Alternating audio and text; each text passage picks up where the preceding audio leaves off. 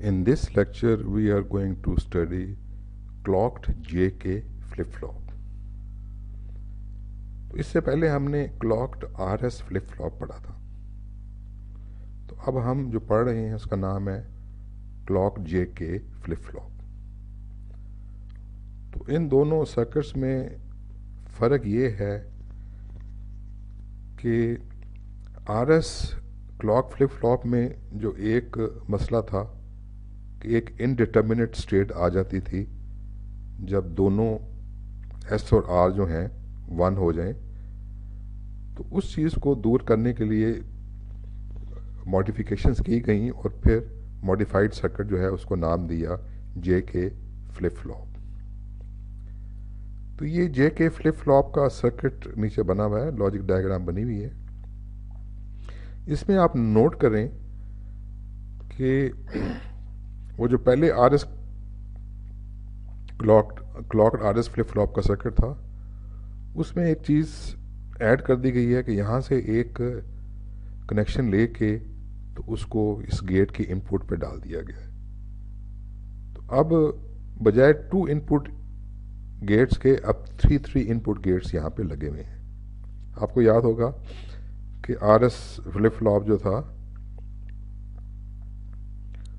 उसके अंदर जो गेट्स लगे हुए थे वो उनकी इनपुट्स जो थी वो 2 थी, यानी 2 इनपुट्स गेट थे.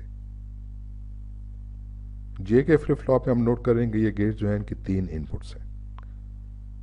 इसी तरह यहाँ से एक लाइन लेके यहाँ कनेक्ट कर दी गई है इस गेट की इस इनपुट को. बाकी सर्किट वही है, क्लॉक पल्स जो है वो इस गेट को भी जा रही है, इस गेट को भी जा रही है. इसकी एक इनपुट जो है वो के है, ठीक है, इसको हम रीसेट इनपुट कहते हैं, और एक इनपुट जे है इसको हम सेट इनपुट कहते हैं. तो वहाँ पर जो एस लिखा हुआ था उसकी जगह हमने लिख दिया जे, और वहाँ पर जो के लिखा था उसकी जगह, वहाँ पर जो आर लिखा था उसकी जगह हमने उसको के का नाम दे दिया. तो अब ये वही से सर्किट है, सिर्फ फ़र्क ये है कि यहाँ से एक फीडबैक पाथ दे दिया, यहाँ से भी फीडबैक दे दिया यहाँ से, ठीक है, और जो हमारी रीसेट और सेट इनपुट्स थी उनको बजाय आर और एस के नाम देने के हमने इसको जे और के नाम दे दिया. अब इस सर्किट में एडवांटेज ये है कि वो जो पहले हमारे पास स्टेट थी इनडिटर्मिनेट स्टेट, कि अगर हम रीसेट इनपुट और सेट इनपुट दोनों पे अगर हम 1 दें तो वो इनडिटर्मिनेट स्टेट में चला जाता था. तो ये सर्किट जो है वो इनडिटर्मिनेट स्टेट में नहीं जाएगा. अगर हम जे और के दोनों पे 1 दे दें, दोनों को अगर हाई कर भी दें, तो क्लॉक पल्स आने के बाद वो एक नॉन स्टेट में चला जाएगा. तो वो नॉन स्टेट क्या होगी कि अगर लेट अस से कि क्यू टी हमारा जो है वो इस वक्त 0 है और हमने यहां भी 1 दे दिया, यहां भी 1 दिया, जब क्लॉक पल्स आएगी तो ये 0 जो है इन्वर्ट होके 1 हो जाएगा. और अगर ये क्यू टी 1 है और यहां भी 1 है, यहां भी 1 है, यानी रीसेट में भी 1 है, सेट में भी 1 है, और क्लॉक पल्स दी, तो ये 1 जो है ये इन्वर्ट होके 0 हो जाएगा. तो जिस स्टेट में भी है इसकी नेक्स्ट स्टेट उससे ऑपोजिट हो जाएगी अगर जे और के दोनों के ऊपर हम 1 लेके आए.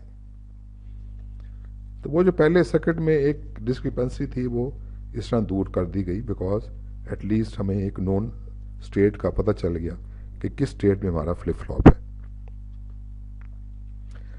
तो बाकी ऑपरेशन इसका वही है.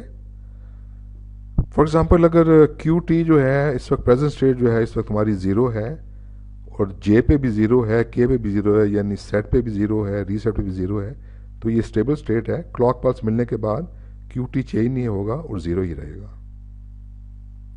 अगर क्यू टी 0 है और जे हमारा 0 है और हम रीसेट पे हम 1 डालते हैं, के जो है वो रीसेट है, इस पर हम आगे 1 डालते हैं, तो क्लॉक पल्स मिलने के बाद भी वो इसको रीसेट करने की कोशिश करेगा, यानी इसे ज़ीरो पे लाने की कोशिश करेगा, तो क्यू टी ज़ीरो रहेगा। अगर क्यू टी हमारा ज़ीरो है और हम जे के ऊपर, यानी जे जो है वो सेट की जगह पे, वो सेट इनपुट है, उस पर अगर हम 1 लेके आते हैं और के पे 0 लेके आते हैं, और जब क्लॉक पल्स आएगी तो वो इसको सेट करने की कोशिश करेगा क्यू टी को, तो क्या होगा, क्यू टी 1 हो जाएगा। क्लॉक पल्स मिलने के बाद, पहले 0 था, क्लॉक पल्स मिलने के बाद ये 1 हो जाएगा। इसी तरह अगर हमारा क्यू टी इस वक्त 0 है और हम जे और के दोनों पे 1 1 ले आए हैं, तो क्या करेगा कि जब क्लॉक पल्स आएगी तो जो भी ये स्टेट है, प्रेजेंट स्टेट है, वो इन्वर्ट हो जाएगी, उलट जाएगी, तो 0 की जगह क्या हो जाएगी, 1 हो जाएगी। इसी तरह अगर शुरू में हमारी प्रेजेंट स्टेट जो है वो इस वक्त 1 1 1 है, तो उस पर ये टेबल ने उसी तरह इसको डिस्क्राइब किया हुआ है।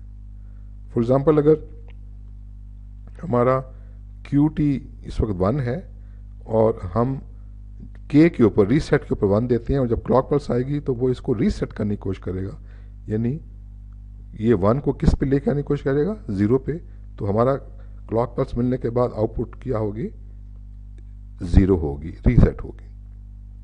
अगर हम यहाँ 1 दे दें, अगर क्यू टी हमारा इस वक्त 1 है, इस वक्त 1 है यहाँ पे, और हम जे इनपुट पे 1 दे दें, जे इनपुट वो इनपुट है जो सिस्टम को सेट करती है, यानी क्यू टी पे 1 लेके आती है, ठीक है। तो जब क्लॉक पल्स आएगी तो क्यू टी पे क्या होगा, 1 होगा।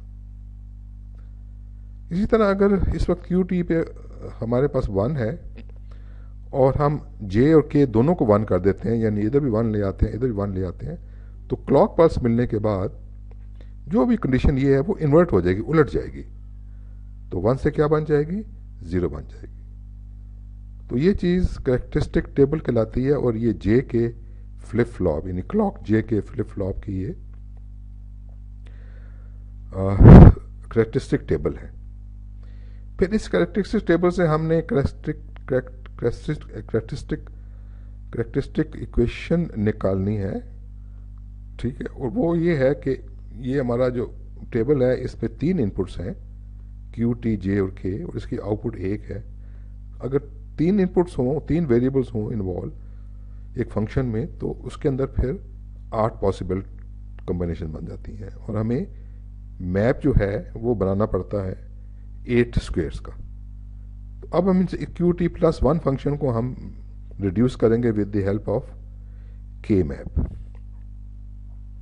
तो हमारे इस टेबल पे ये वाली जो है मिन टर्म 2 वो अवेलेबल है बिकॉज उस पर हाई है। फिर हमें मिन टर्म 3 भी चाहिए बिकॉज ये 1 है। फिर यहाँ 1 है तो मिन टर्म 4 भी चाहिए, ठीक है। फिर हमें मिन टर्म 6 चाहिए बिकॉज यहाँ भी 1 है, ठीक है। जहाँ 0 है वो हमने मैप नहीं करने, तो हम मिन टर्म 2, 3, 4 और 6 को मैप के ऊपर एंटर करेंगे, जो कि इस पेज पे बना हुआ है। तो आप नोट करें 3 वेरिएबल जो हैं, क्यू टी इधर दे दिया हुआ, जे के यहाँ दे दिया हुआ है, ठीक है। और मिन टर्म जो है हमारी वो 2, 3, 4 और 6 है। तो अगर हम इनका ग्रुप बनाएं तो और उसका आंसर लिखें तो वो जे क्यू बार आ जाएगा।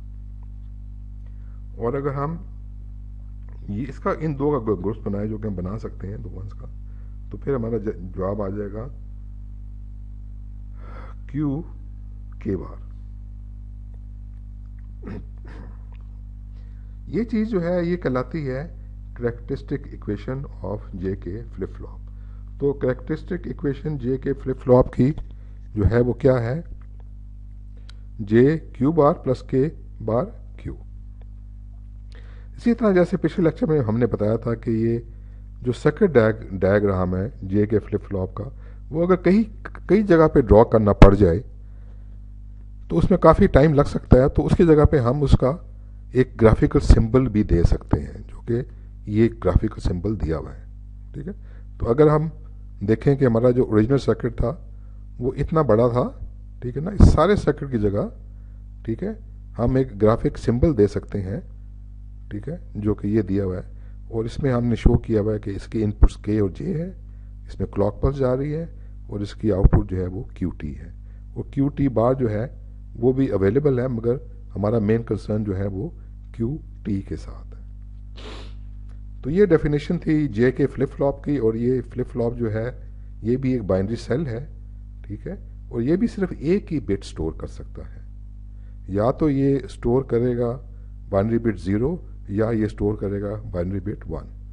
जब ये बाइनरी बिट 0 स्टोर करेगा तो हम कहेंगे कि ये फ्लिप फ्लॉप इस वक्त रीसेट स्टेट में है, बिकॉज इसके अंदर 0 स्टोर है। और जब ये फ्लिप फ्लॉप में 1 स्टोर होगा, यानी इसकी आउटपुट क्यू टी पे 1 होगा, तो हम कहते हैं कि ये फ्लिप फ्लॉप जो है इस वक्त सेट स्टेट में है, क्योंकि इसके क्यू टी पे 1 है। तो that's about for this lecture. Thanks a lot.